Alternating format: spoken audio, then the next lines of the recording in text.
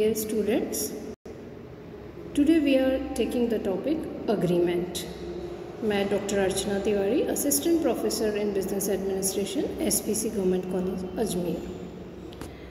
जैसे कि हम इंडियन कॉन्ट्रैक्ट एक्ट 1872 के बारे में पढ़ रहे हैं और इसके बारे में मैंने आपको पहले ही बता दिया है कि सेक्शन 2H की डेफिनेशन इंडियन कॉन्ट्रैक्ट एक्ट की कॉन्ट्रैक्ट के बारे में दी गई है, जिसमें कि बताया गया है कि प्रत्येक ठहराव जो कि राजनियम द्वारा प्रवर्तनीय होता है अनुबंध में कन्वर्ट होता है, यानी कि an agreement enforceable by law is a contract. Now यहाँ पर जो एक इम्पॉर्टेंट चीज़ आती है वो है अग्रीमेंट शब्द। अब ये अग्रीमेंट क्या होता है इसके बारे में हम आज देखेंगे।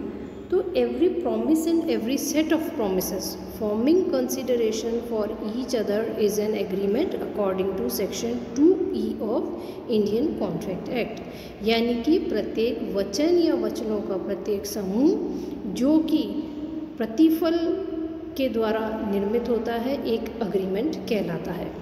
या दूसरे शब्दों में एक और डेफिनेशन हम इसकी देखते हैं कि a proposal when accepted becomes a promise. Section 2B of Indian contract act कहता है कि जब एक प्रॉमिस एक्सेप्ट हो जाता है या वचन जो है वह स्वीकृत हो जाता है या एक प्रस्ताव जब स्वीकृत हो जाता है तो उसे हम प्रॉमिस कह सकते हैं। तो यहाँ पर जो अग्रीमेंट की बात हम कर रहे हैं तो जो डेफिनेशन सेक्शन 2E की है वो ये कहती है कि an agreement is created by exchange of promises by the parties. अब प्रॉमिस क्या है, जबकि प्रपोजल एक प्रस्ताव रखा। सपोज़ आप दुकान पे गए, आपने कहा कि क्या मुझे एक लाल पेन मिलेगा। दुकानदार कहता हाँ मेरे पास लाल पेन है। तो ये क्या हुआ, आपने प्रस्ताव रखा, उसने एक्सेप्टेंस दी, तो यहाँ पर ये क्या बन गया, वचन बन गया।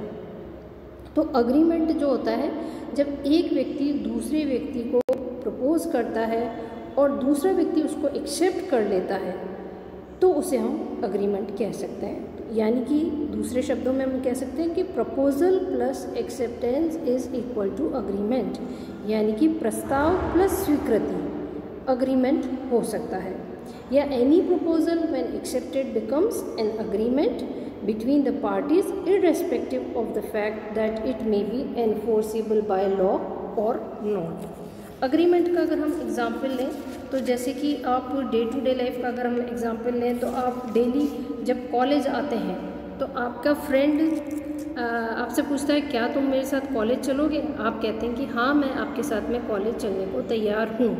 तो ये क्या हुआ, प्रस्ताव रखा और साथ में स्वीकृति हो गई। तो यहाँ पर क्या बन गया, अग्रीमेंट बन गया। और एग्जाम्पल लेते हैं कि यदि आप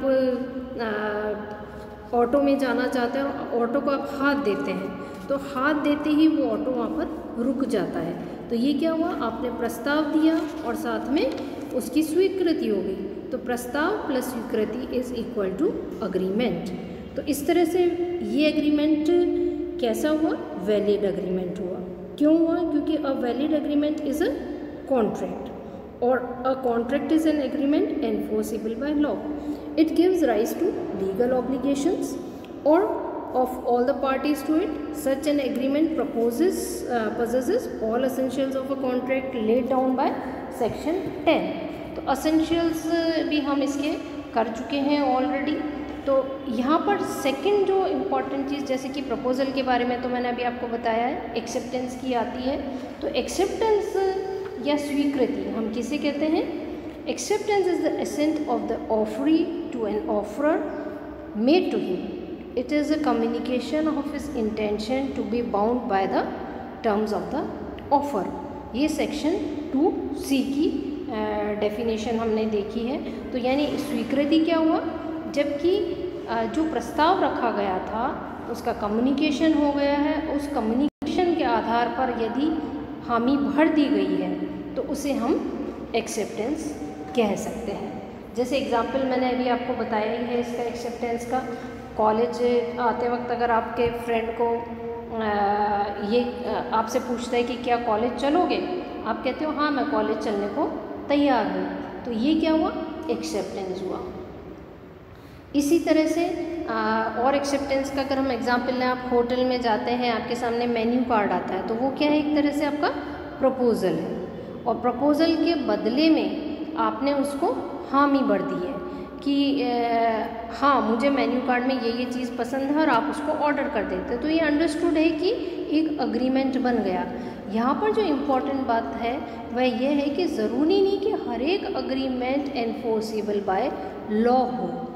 कई ऐसे एग्रीमेंट होते हैं जो एनफोर्सेबल बाय लॉ नहीं होते हैं, और केवल वो सोशल अग्रीमेंट हो सकते हैं, फैमिली एग्रीमेंट हो सकते हैं, या लव एंड अफेक्शन पर बेस्ड अग्रीमेंट हो सकते हैं। फॉर एग्ज़ाम्पल, यदि आपकी मदर आपको कहती है कि क्या तुम आते वक्त 1 किलो सब्ज़ी लेते आएंगे, तो तुम ये कहोगे कि हाँ ठीक है, मैं 1 किलो सब्ज़ी लेता आऊँगा जब मैं कॉलेज से लौटूँगा।